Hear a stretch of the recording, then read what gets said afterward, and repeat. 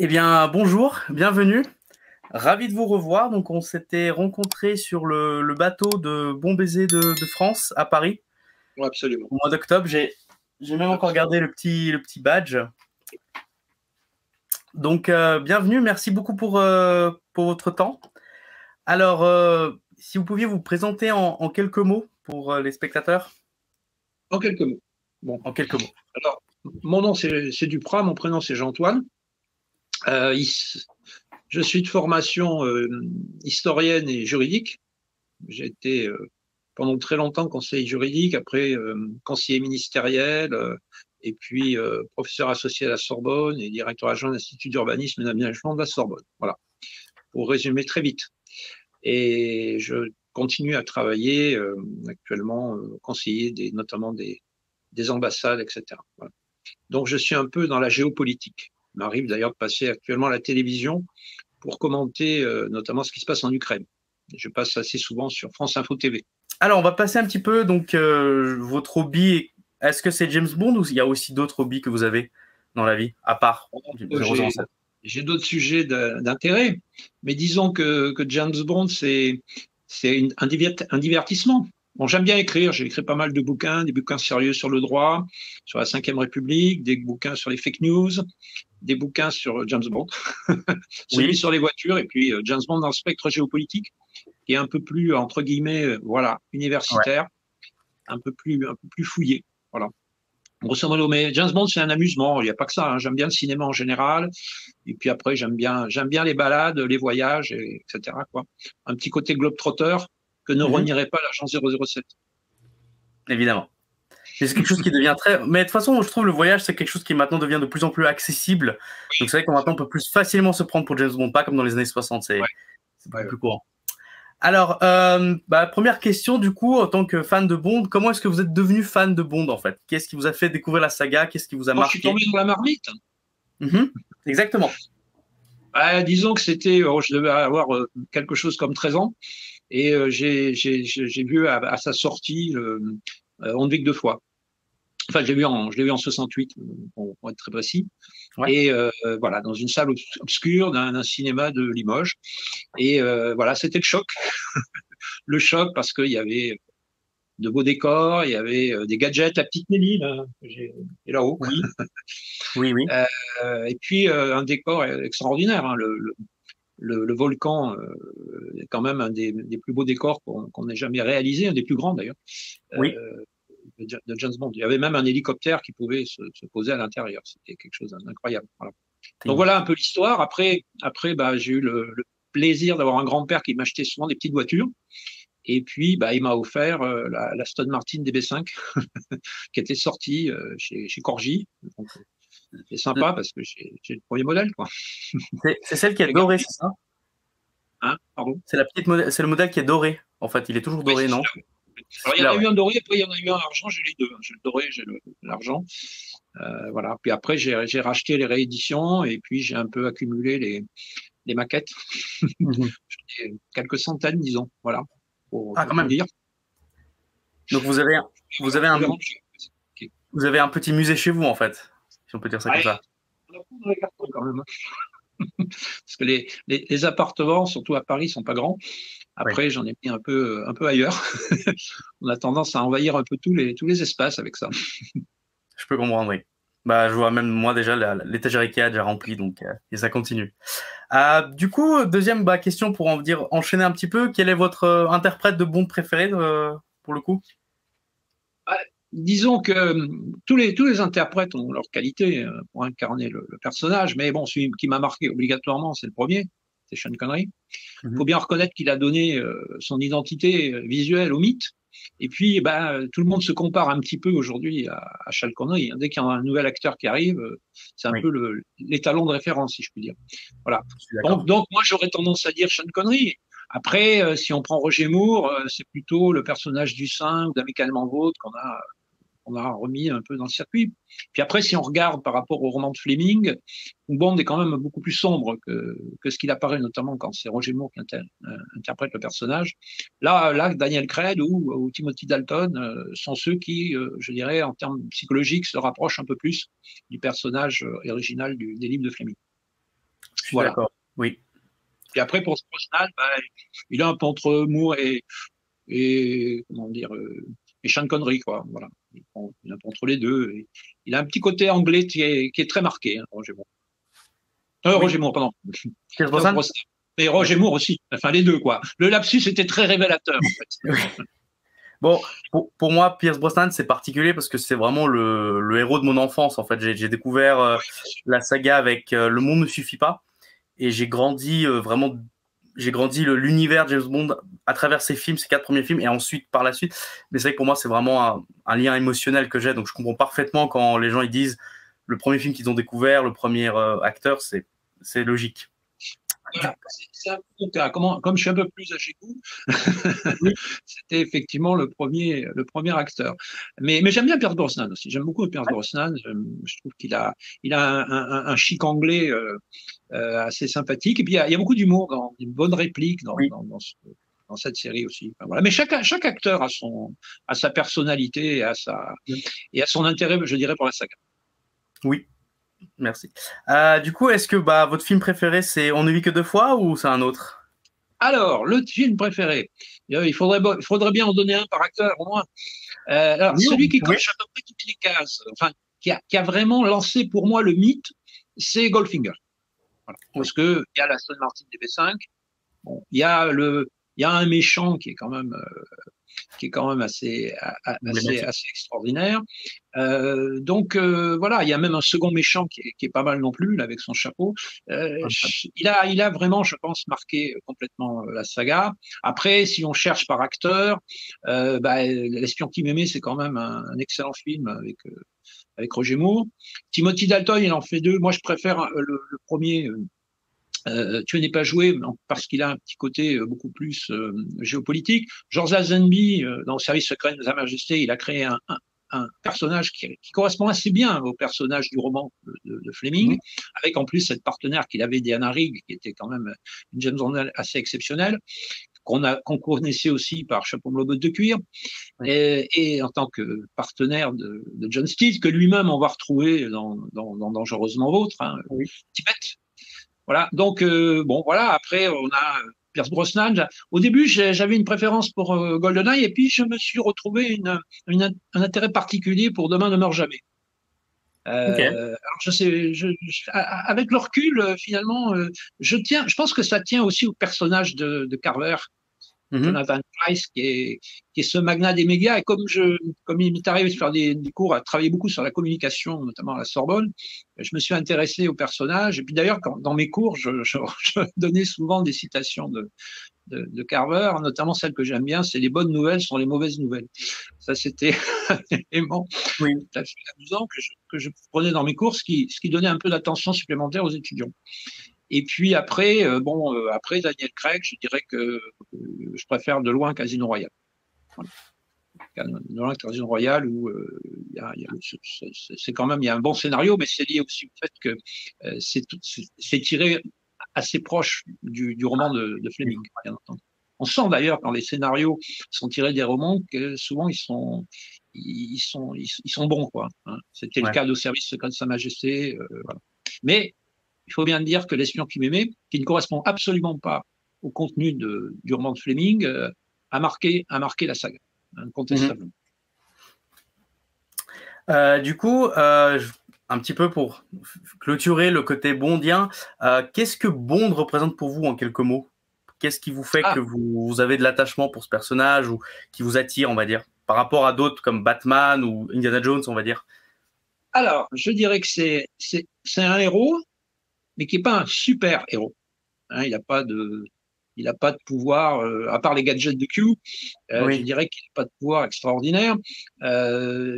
J'aurais tendance à dire aussi, comme disait Fleming à propos de Bond, il disait c'est le miroir de son temps. C'est un miroir de son temps, et c'est assez vrai, puisqu'on a vu quand même le personnage qui évolue considérablement entre le début de la saga et ce qui s'est passé aujourd'hui.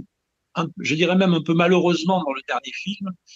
Je n'adhère pas beaucoup à la fin du dernier film, mais disons que le personnage a évolué, et il a évolué dans ses relations avec les autres, avec les femmes, même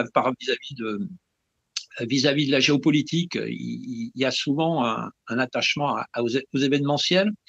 Il y a la guerre froide sous-tendait beaucoup les premiers films.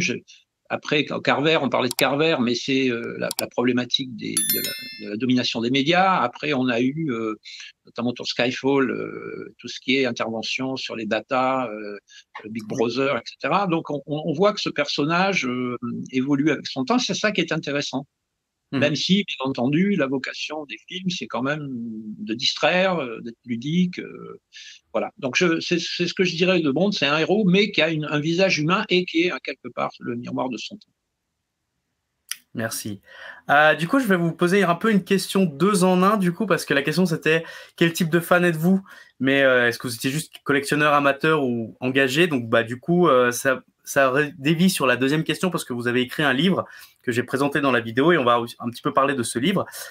Du coup, voilà, vous êtes parmi les bons fans. En fait, c'est un peu l'idée de cette chaîne vidéo aussi, c'est de parler des gens qui font quelque chose pour la communauté bondienne. Vous avez des gens qui sont fans, ils collectionnent, ils regardent des films, mais vous avez des gens qui font quelque chose, qui créent quelque chose pour d'autres.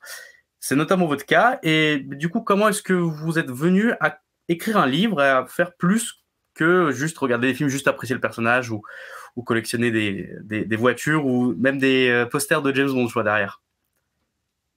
Disons que je ne me contente pas du mythe de la caverne. On voit les ombres sur le mur. J'aime bien, je suis un fan qui creuse, voilà. Donc j'aime bien aller voir ce qu'il y a à la racine. Je me suis intéressé, alors c'est peut-être parce que j'aime bien les études, parce que j'aime bien lire, parce que j'aime bien l'enseignement, voilà. Donc la recherche. Donc mais c'est une recherche amusante. Hein. Je dirais que. Donc du coup, ce qui m'intéressait, c'était de savoir qu'est-ce qu'il y avait derrière, qui était Ian Fleming, comment il a été inspiré, comment également les producteurs ont fait évoluer la saga, pour quelles raisons.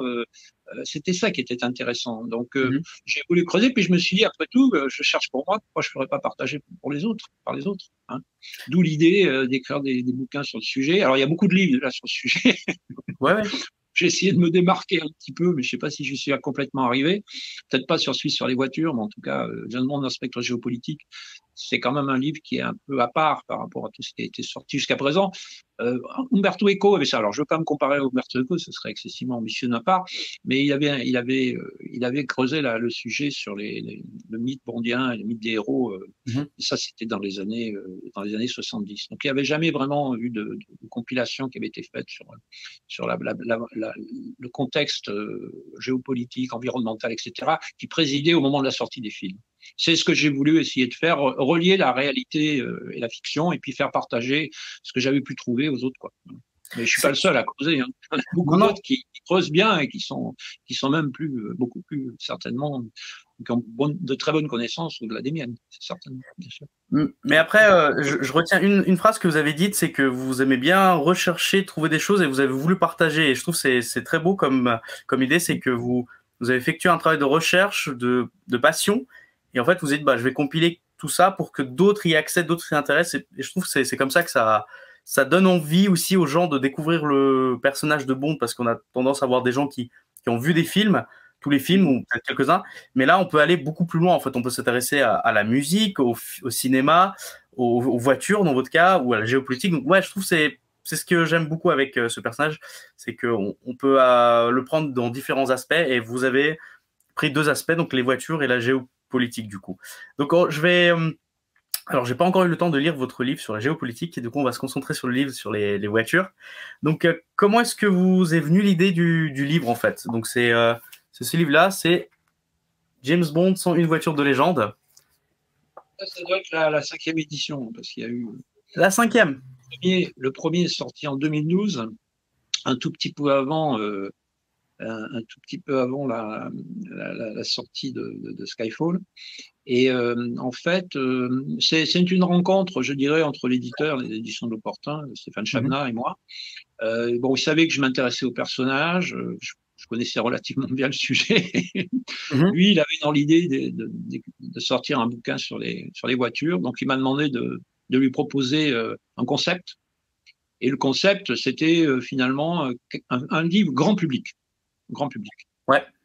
Hein, voilà. Donc, auquel tout le monde puisse accéder, ludique, qui plaît beaucoup aux enfants, je crois d'ailleurs. Oui, oui. avec voilà le côté image, les photos des voitures, et puis à côté un texte pas trop long qui resitue dans le contexte, qui explicite un peu dans quel cadre la voiture a circulé, dans quel film, etc. Voilà. Donc j'ai essayé de faire simple Mhm. pour l'écriture. Alors je me suis concentré sur l'écriture, pas sur le choix des illustrations. C'est pas moi qui m'en chargeais. C'est pas d'ailleurs contractuellement, c'est pas moi qui m'en charge. Voilà. Ok.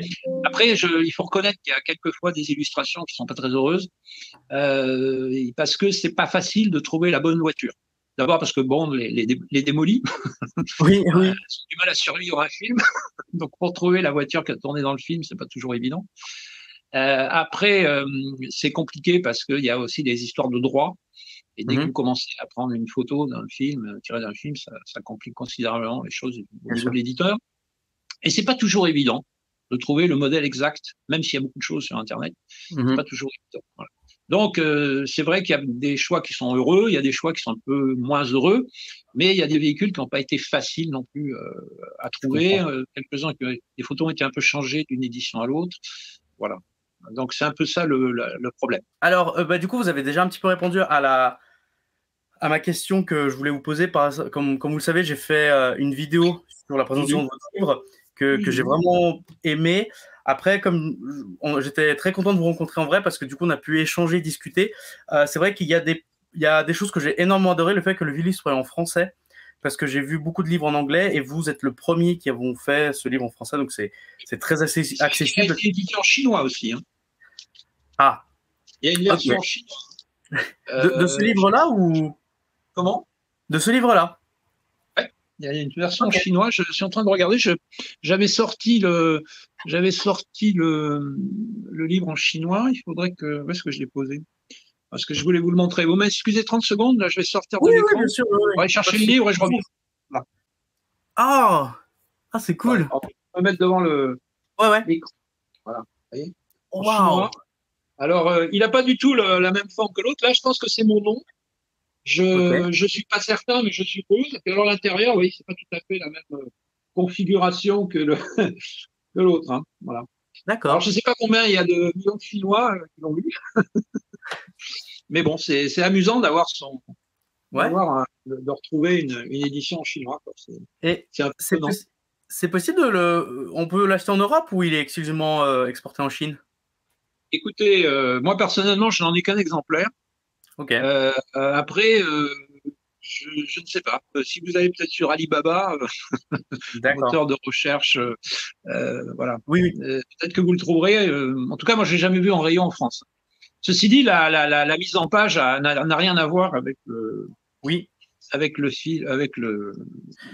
livre original, quoi, si vous voulez. Voilà. Mais par contre, ça respecte. Ce qui est bien, c'est que ça respecte le plan général avec les caractéristiques techniques, les anecdotes. Les photos en haut, le texte en bas.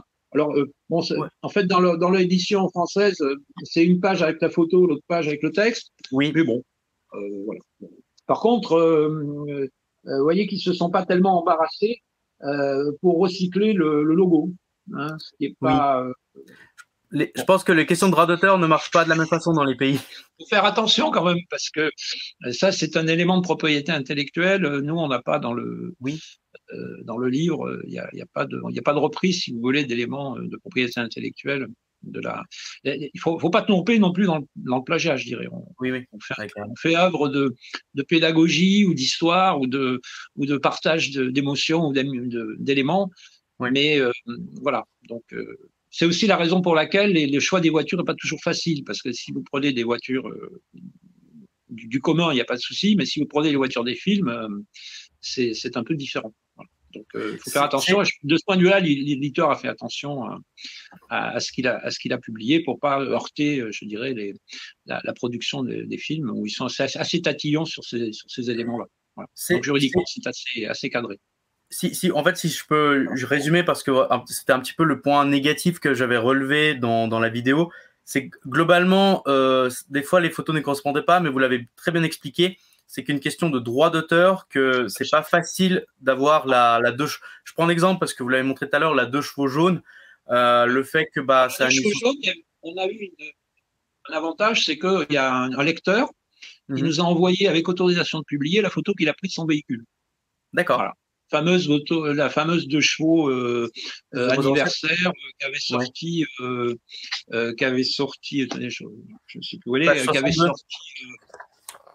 Voilà, alors là, elle est en bleu. Oui. Elle est en bleu parce que la première version et la dernière version, ils ont mis là une 2 chevaux bleus. Alors, j'ai pas bien compris pourquoi ils n'avaient pas mis la jaune dans la dernière version. Je pense qu'ils ont dû vouloir refaire la maquette et ils sont partis de la maquette de la première version. Voilà. Donc, à mon avis, la prochaine, il vaudra mieux mettre la 2 chevaux jaune. Voilà. Mais celle-là, tout le monde la connaît plus ou moins parce que c'est la 2 chevaux Citroën qu'on a vu rouler dans un certain nombre d'endroits et que Citroën d'ailleurs a utilisé pour la promotion au moment de la sortie de. Donc voilà. Donc, encore une fois, mais là, ce véhicule, si vous voulez, à la photo, les droits ont été donnés par le propriétaire de la voiture qui a autorisé qu'on produise. Donc tout est bien. Je dirais. Ceci dit, je aussi de la 2 chevaux jaune. J'ai eu des confidences de notre regretté ami Rémi Julien, qui m'a dit qu'au départ, dans la première version, le premier modèle de 2 chevaux qui avait été récupéré, c'est une 2 chevaux bleue. Okay. Et finalement, le réalisateur avait dit, ça serait mieux si c'était une jaune parce qu'on la verrait mieux, ça serait plus, ça serait plus gai. Voilà. Oui, oui. Donc, on peut dire que quelque part, le bleu n'est pas complètement en dehors du coup par rapport, en tout cas, à la production du film. Alors, du coup, j'ai une question qui me brûle les lèvres. Du coup, vous avez eu la chance de rencontrer Rémi Julien, en fait. Oui, je l'ai rencontré à plusieurs reprises. Alors, je peux pas dire que je le connaissais très bien, mais j'ai échangé avec lui un certain nombre de fois. Il parlait de ses cascades, bien sûr des voitures. Donc voilà, donc c'est un moment fort parce que Rémi Julien, d'abord, c'était quelqu'un de tout à fait gentil. Oui, oui. Adorable. Je dirais que c'était une mémoire extraordinaire de la production des films de James Bond. Hein. Oui. Lui-même, il avait hérité cette passion pour la cascade de Gilles Delamarre, qui était celui qui faisait les cascades déjà dans Fantomas. Hein, je sais pas, oui, je connais. Voilà, donc il avait une connaissance extraordinaire. Et puis, évidemment, c'est une des mémoires de la saga. Je crois que son successeur, Olivier Schneider, qui fait un très bon travail aussi, a pris la suite, mais Rémi Julien, il a fait une quinzaine de films une quinzaine de cascades dans des films de James Bond, donc dans une quinzaine de films. Donc, c'est tout à fait remarquable. Alors, du coup, donc on a pu voir. Déjà, je suis très content que vous ayez pu rencontrer Rémi Julien de son vivant. Enfin, c'est grâce au Club James Bond, il faut le dire. Le Club James Bond France, qui est excessivement dynamique et que je salue avec beaucoup d'amitié, notamment son président, Luc Lepleche. Luc Lepleche, ouais. Tout à fait exceptionnel. Voilà. Du coup, je vais essayer parce que j'ai eu pas mal de questions qui justement vous avez répondu. Est-ce que il y aura un tome 2 du coup du livre, parce que vous avez dit ça c'est la 5e édition, mais est-ce que vous pensez qu'on va peut-être rajouter des voitures ou des véhicules peut-être, parce qu'il y a des hélicoptères comme vous avez présenté la petite Nelly, il y a la White Nelly, donc est-ce que vous pensez peut-être refaire le même livre avec des rajouts, ou peut-être il y a un Bond 26 ou des choses comme ça? Des ajouts, non, je pense pas, parce que c'est limité en nombre de pages, la maquette ne bougera pas, c'est plutôt des substitutions. Hein. Il y a par exemple le rickshaw, il apparaît dans la première édition, il n'est pas dans le rickshaw, vous savez, le triporteur qu'on voit dans Octopussy, il était dans la première édition, il n'apparaît pas dans la dernière, parce que il y a des nouveaux films, il y a des nouveaux véhicules, voilà, il faut les intégrer. Moi, quand No Time to Die est sorti, juste avant, j'avais entendu dire que la Aston Martin Valkyrie apparaîtrait dans le film. Effectivement, on l'aperçoit quand Blofeld est dans sa cage et à un moment donné, on aperçoit la fameuse voiture de course qui est déclinée sur Aston Martin. Voilà. Donc elle apparaît dans mon bouquin. Je l'ai mise. Oui. Donc, on en avait enlevé une autre. Il y a beaucoup de Range Rover, par exemple. Donc, de temps en temps, si on en enlève un, je dirais que c'est pas dramatique. Hein. Voilà. Donc, mais après, c'est un problème de maquette. C'est-à-dire que on peut pas, si on modifie, on change la maquette, quoi. Je veux dire, c'est tout à fait la même chose. Donc, on reste dans le nombre de véhicules. On peut parler des nouveaux véhicules, mais bon, il faut choisir au niveau des illustrations. Après, est-ce qu'il y aura une nouvelle édition? Bah, il faut que j'en reparle avec l'éditeur. On attendra vraiment le prochain film. Ok. Parce que c'est toujours intéressant de, si on fait une édition, au mieux qu'elle arrive avec le prochain film, parce que en plus, on peut parler des voitures du nouveau film, même s'il n'est pas en sortie au moment où le livre est sous presse. On connaît par les bandes annonces, par les spoilers, on sait quel type de véhicule. D'ailleurs, les marques ne se privent pas de le faire savoir. Hein. Oui, ça fait partie du pack marketing, oui, bien sûr. Ouais. En particulier Aston. Ah oui, oui. Bah, du coup, j'étais allé au salon de l'auto à Genève, qu'on avait chaque année pendant des années. Et sur le stand Aston Martin, une fois, je leur avais demandé, ils me disaient, mais en fait, James Bond, c'est leur meilleur ambassadeur. Ils ont même pas besoin de faire de marketing parce qu'en fait, les gens qui achètent des Aston Martin, indirectement, ils sont quand même fans de James Bond, même s'ils achètent des modèles comme la Vantage ou la Rapide qui était la 4 places, ils disent non, mais ça fait un lien avec James Bond, donc ça donne une certaine prestige à la marque. Du coup, je vais passer maintenant sur le côté voiture. Est-ce que vous êtes un passionné de voiture vous-même, du coup? Moi, j'aime bien les voitures, mais enfin, je suis pas toute ma vie n'est pas consacrée aux voitures, si je puis dire. Mais je vais régulièrement, je vais au salon de l'auto, je vais au salon rétromobile. J'aime bien. Oui, oui. J'ai des amis qui ont des belles voitures. Certains ont des Aston Martin, même Aston Martin DB5 et DB6, vous voyez, donc c'est quand même. Moi, j'en ai pas, personnel. Donc. Vous n'avez pas de voiture ou vous n'avez pas d'Aston Martin? Pardon? Vous n'avez pas de voiture ou d'Aston Martin? Non, j'ai pas d'Aston Martin. Ah, ok. J'ai pas d'Aston Martin.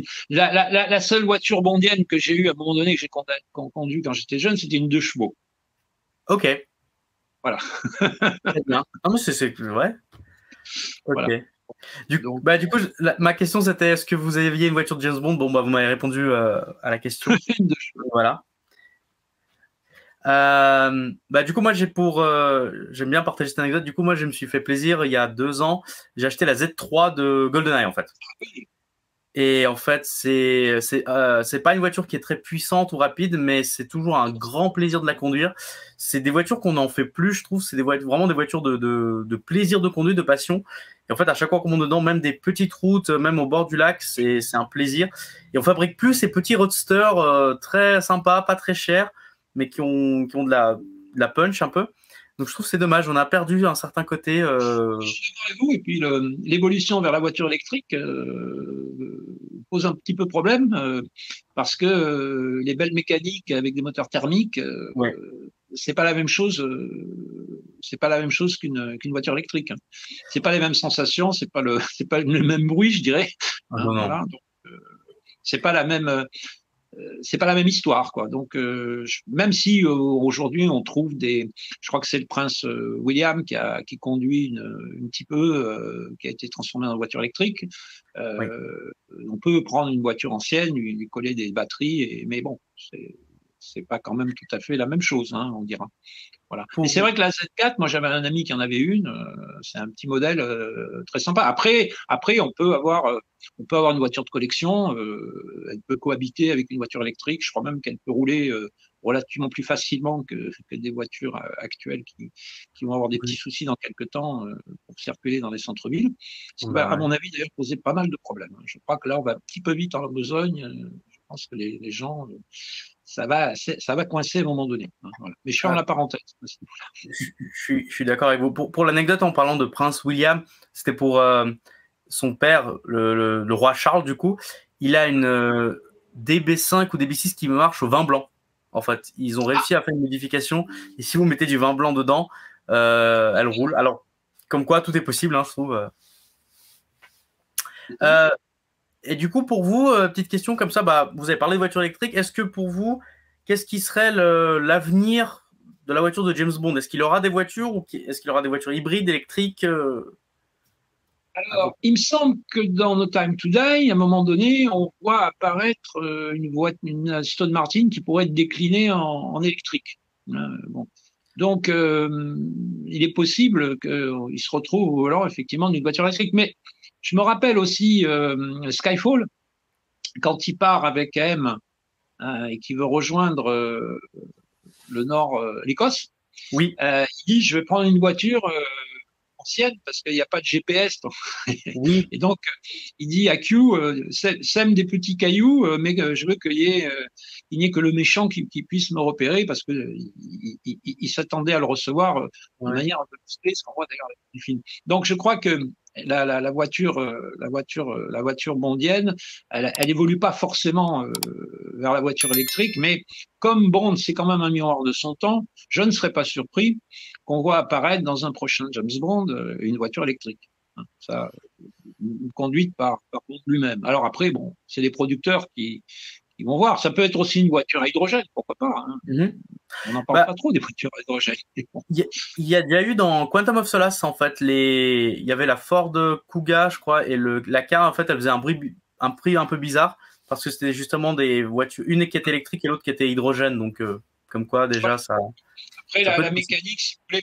Bon, vous parlez de Ford, c'est vrai que il y a eu BMW, il y a eu Citroën, il n'y a pas qu'Aston Martin, hein, mais c'est vrai qu'Aston Martin, ils sont revenus sur Aston Martin. Hein.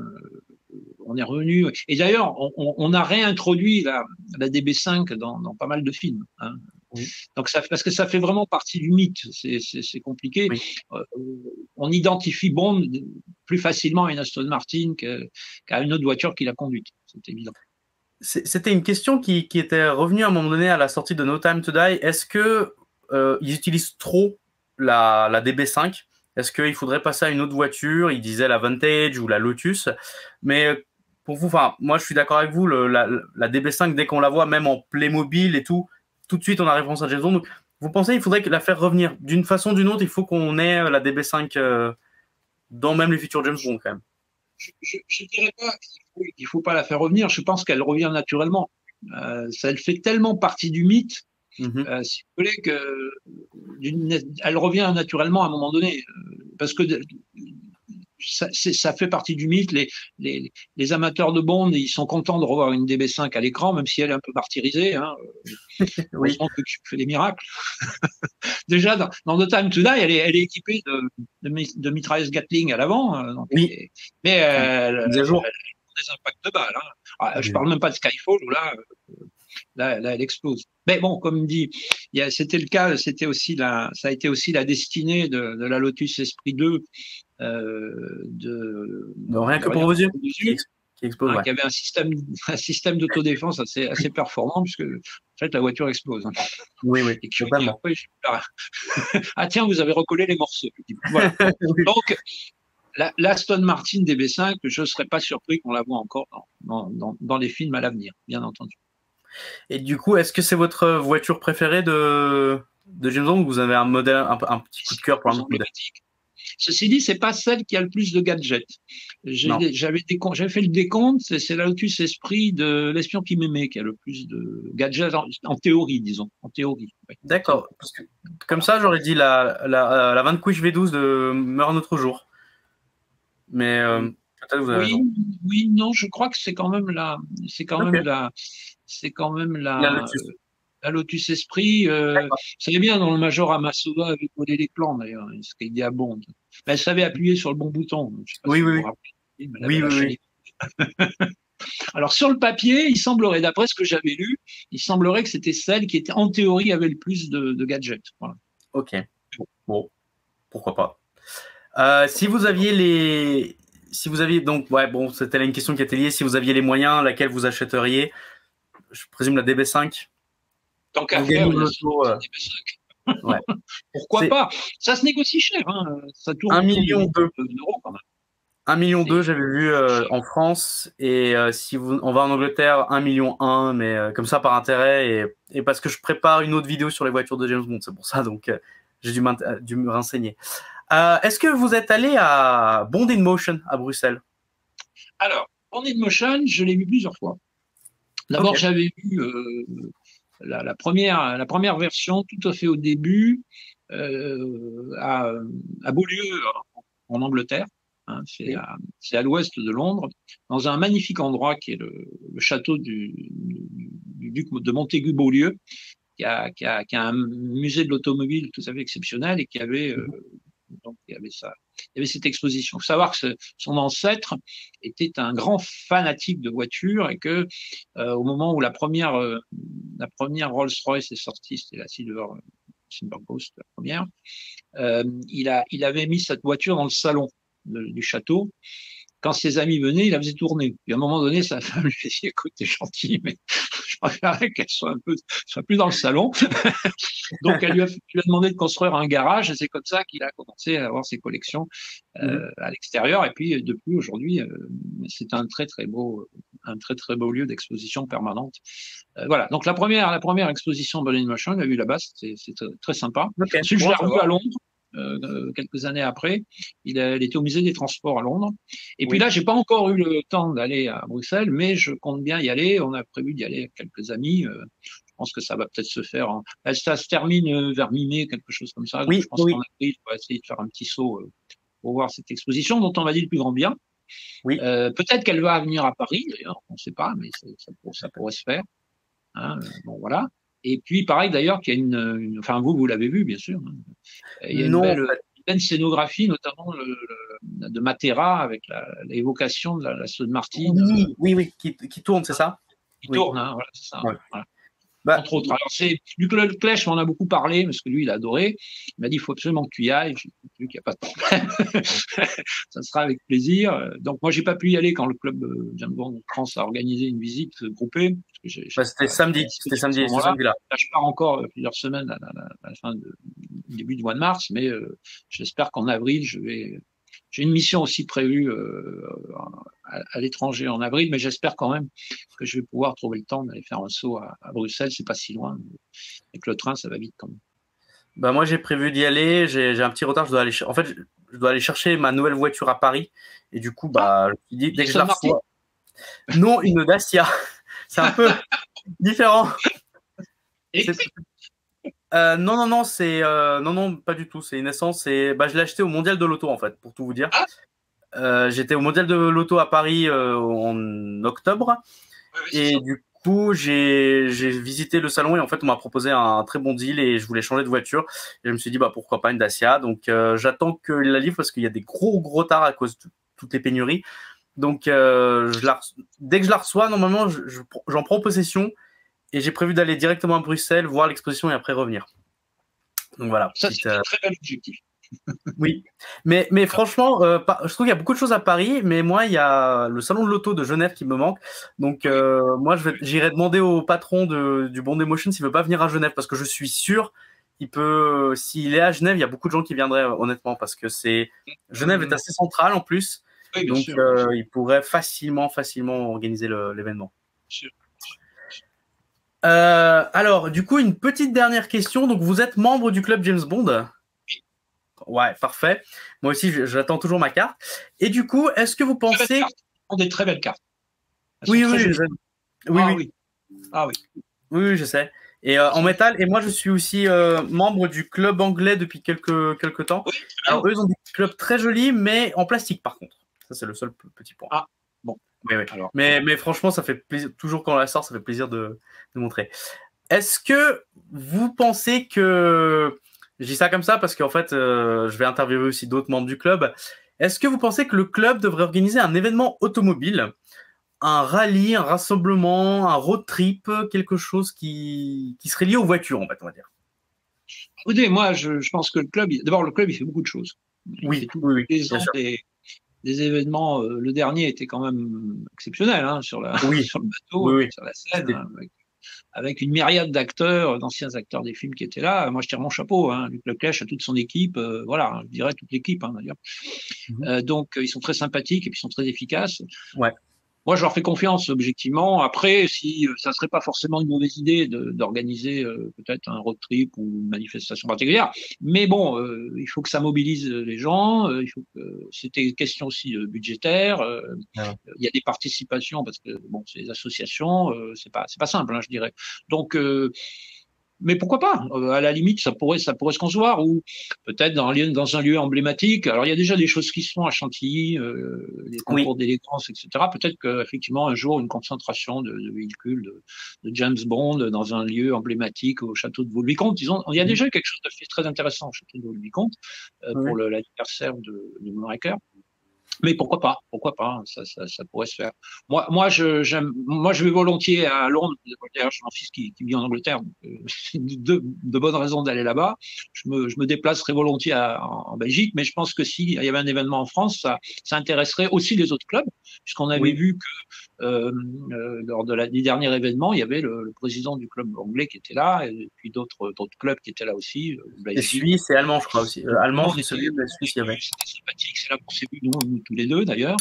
Donc c'était très sympathique. Oui, moi je pense que ça pourrait être une bonne idée. Après, il faut que ça soit réalisable. C'est encore une autre affaire.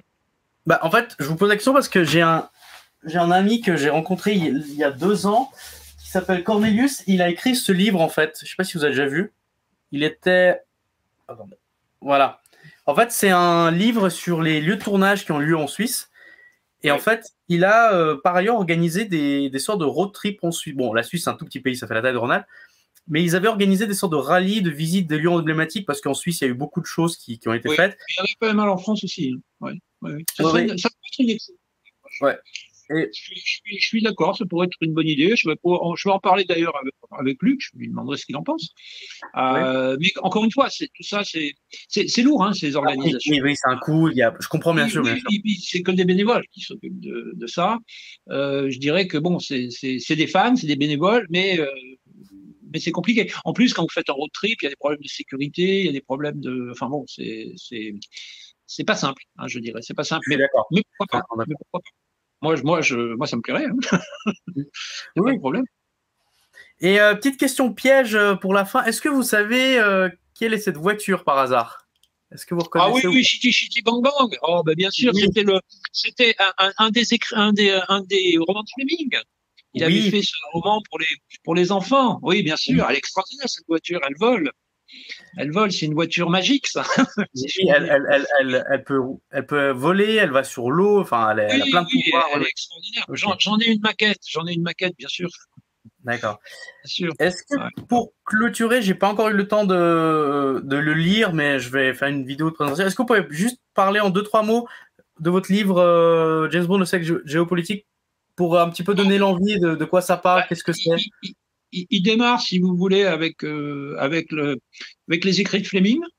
Pourquoi Ian Fleming a écrit ses bouquins? Bon, c'est un peu un miroir de Bond, c'est aussi un miroir de Ian Fleming, quelque part. Oui. Parce qu'il était dans le renseignement pendant la guerre. Il a côtoyé des hommes d'action comme était James Bond. C'est vraiment ce qui lui a donné envie d'écrire ça. Après, si vous voulez, moi je balaye l'ensemble des films, des romans et des films, en mettant en parallèle, en miroir, la réalité et la fiction. Alors, si vous êtes dans l'œuvre de Fleming, dans les romans de Fleming, très clairement, dans les premiers romans, c'est la guerre froide. Puisque les méchants, c'est même le SMERSH, c'est même l'élément armé et liquidateur du KGB qui est mis en scène. Et puis à partir d'un certain moment où on voit apparaître Spectre, normalement c'était le scénario qu'il avait fait avec notamment McClory. Alors après ça a un peu dérapé parce qu'il y a eu des problèmes de droit d'auteur et de paternité notamment du personnage de Blofeld et de l'organisation Spectre. Et là, si vous voulez, on a basculé, si vous voulez, de la réalité qui était la guerre froide, dont Fleming part dans ses premiers ouvrages, vers cette fiction qui était effectivement les méchants de l'organisation Spectre, qui est, je dirais, une version fictive de ce qu'il avait inspiré au départ, qui était effectivement les méchants de la guerre froide, quoi. Voilà. Donc, je suis parti là-dessus, et puis après, j'ai décliné sur l'ensemble des films. J'ai voulu voir un petit peu ce qu'il y avait en regard. Et si vous prenez par exemple un film comme Permis de tuer, là, c'est la lutte contre les narcotrafiquants qui va être mise en scène, si vous voulez. Après, j'ai évoqué notamment GoldenEye. On a vu que c'était un casse avec l'utilisation de l'arme nucléaire pour essayer de vider les caisses de la Banque d'Angleterre. Ensuite, on a vu qu'avec Skyfall, il y avait quand même, et Spectre après derrière, c'est la manipulation à travers les données, les data, Big Brother et compagnie. Et puis No Time to Die, l'affaire du virus avec des nano émetteurs qu'on injecte aux gens, et puis on peut leur insuffler la maladie adaptée. Donc on est dans la bioéthique et dans les problématiques qui sont tout à fait d'actualité aujourd'hui par rapport à l'évolution de la science, etc. Donc à chaque fois, on a cet aspect-là. Et puis après, on voit le personnage de Bond qui évolue aussi. Au début, il fume moins. Au début, il est macho, il fume moins. Il se marie, il a des enfants. Bon. Donc, vous voyez, donc on a. Mais ceci dit, bon, autant je n'aime pas la fin de Time to Die. Je reviendrai pas dessus. Mais le fait qu'il ait une fille, ça, Fleming l'avait écrit dans son avant-dernier livre, qui est on ne vit que 2 fois, qui est pas du tout le scénario du film, hein, très différent, mais par contre, il avait un enfant avec Kissy Suzuki, et Kissy Suzuki ne le lui disait pas, et il partait à Vladivostok sans savoir qu'il était père. Donc, qu'ils en parlent dans le Time to Die de cet événement-là, après tout, c'est fidèle, je dirais, à l'écriture de Fleming. Ce qui, à mon avis, les moins, c'est la fin du film. Ça, mais bon, on reviendra pas sur le sujet. Voilà, ça fera. J'en parlerai dans mon prochain bouquin, d'ailleurs. Ah, ok. Vous écrivez sur. Oui, je vais en parler. C'est sur le livre sur la géopolitique ou sur James Bond, du coup? Oui, bien sûr. Alors, c'est-à-dire que là, pour l'instant, je ne sais pas trop ce qui va se faire. Moi, j'aurais bien réédité celui que j'ai déjà écrit en version enrichie, parce que c'est quand même passé pas mal de choses depuis qu'il est sorti. Voilà, avec des compléments d'ailleurs, parce que quand je l'ai écrit, j'ai pas tout mis dedans. Mais bon, je dirais que c'est quand même quelque chose d'important. Vous savez que je l'avais envoyé à Sa Majesté Elisabeth II pour son 90e anniversaire, et j'avais eu une réponse de Buckingham Palace, notamment de Lady in Waiting, qui est sa secrétaire particulière, qui m'avait écrit que Sa Majesté avait été très sensible à mon envoi et qu'elle avait trouvé le livre intéressant. Voilà. Bon, donc, bah bravo, en tout cas, cool. J'ai une pensée très émue pour la reine Elisabeth, qui était vraiment un grand chef d'État. C'est une page de l'histoire du monde qui s'est tournée avec cette disparition. Et elle a vraiment connu comme bon, si je puis dire, mais je peux me permettre de faire le parallèle parce que elle-même s'est mise en scène avec Daniel Craig au début des Jeux Olympiques de Londres. Elle est censée sauter en parachute et arriver sur le stade olympique. Donc, je me permets, tout en respectant très, très bien sa mémoire, de reconnaître ça. Et puis, je sais que son fils, l'actuel le roi Charles, est aussi un passionné de James Bond, de même que le prince William. Donc, voilà, hein, la famille royale britannique, elle aime bien James Bond, la famille royale britannique. Ce que je comprends, parce que ce personnage de Bond, je le dis aussi dans mon bouquin, ça a contribué à, je dirais, à faire briller, à redorer un peu le blason anglais de l'Angleterre, du Royaume-Uni, de la Grande-Bretagne, à une époque où, à la fin de la Deuxième Guerre mondiale, on voit la montée en puissance des États-Unis, etc. Et le Royaume-Uni n'est plus la puissance mondiale qu'il était auparavant. Et Bond a maintenu cette image incontournable de l'image de l'Angleterre, avec beaucoup d'aspects de la vie britannique qu'on voit apparaître dans ce film. Mais pour les Anglais, c'est effectivement un personnage tout à fait exceptionnel dans leur comment dire, culture collective. Voilà. Je me rappelle de mes cours de géopolitique, c'est le soft power, si je me souviens bien. Un peu, si on peut faire un parallèle comme ça. Oui, c'est ça, exactement, c'est ça. Et puis en termes d'image, je veux dire, c'est un personnage auquel beaucoup de Britanniques s'identifient, à tous les niveaux, je dirais. Et c'est vrai que quand Fleming l'a créé aussi, il était dans cette optique, hein, parce que, bon, voilà, c'est valorisant pour le fonctionnement des services britanniques, qui d'ailleurs, il faut bien le reconnaître, hein, au niveau des services spéciaux, etc. C'est quand même un modèle. Hein. Il faut savoir que la CIA a été est apparu inspiré de MI6. services secrets britanniques, et que les services secrets britanniques ont beaucoup appris aux Américains. Oui. Donc voilà, nous aussi en France, on avait des services secrets qui se sont bien développés, hein, notamment au bénéfice de la Seconde Guerre mondiale. Le deuxième bureau qui avait été créé d'ailleurs, qui avait été recréé à Londres par le général de Gaulle, même s'il y avait aussi des services des États en France. Donc je dirais que cette tradition du service secret, qui chez les Britanniques remonte quand même à la reine Elisabeth Ier, hein, on est au XVIIe siècle, là, avec Walsingham, qui était son grand maître espion de l'époque. C'est un savoir-faire que les Anglais ont depuis longtemps, et qu'on avait aussi en France d'ailleurs, pendant longtemps aussi, qu'on a développé aussi. Voilà. Donc que Bond soit reconnu comme un héros intemporel pour les Britanniques, ça ne me surprend pas. Je suis d'accord. Bah voilà, écoutez, j'ai fait toutes les questions qu'on avait prévues, même plus, parce qu'on a on a parlé un peu de votre livre, on a parlé de vous, enfin j'ai partagé plein d'anecdotes que je connaissais pas. Donc voilà, merci beaucoup en tout cas, merci d'avoir pris le temps d'échanger avec moi. C'est toujours très intéressant de discuter avec d'autres fans, parce que les gens ils ont pas du tout les mêmes avis, mais de découvrir que voilà, ça vient d'une expérience personnelle, de l'enfance, des choses comme ça, et c'est toujours super intéressant, je trouve. Bien sûr, voilà. Oui, puis on est plus ou moins marqué en fonction de sa personnalité, de son environnement, de l'époque à laquelle on va voir un film, etc. Voilà, bon. C'est comme ça, c'est bien, c'est comme ça, c'est enrichissant, et c'est pour ça que c'est bien de se retrouver de temps en temps avec des femmes et puis d'échanger comme ça. Oui, je suis d'accord. S'enrichir réciproquement, je dirais. Je suis tout à fait d'accord. Très bien. Eh bien, je vous remercie encore une fois. Merci beaucoup. C'était une super interview. C'était vraiment très intéressant. J'ai passé un excellent moment en votre présence. J'espère vous revoir en vrai. Donc, soit à Bruxelles, si vous y allez, si on y va en même temps, ou un autre événement Club James Bond. Et en tout cas, je vous souhaite tout de bon. J'ai hâte de lire votre livre sur la géopolitique. Hâte de découvrir votre nouveau livre que vous préparez. Et merci beaucoup et à très bientôt, j'espère. Et je vous enverrai. Voilà.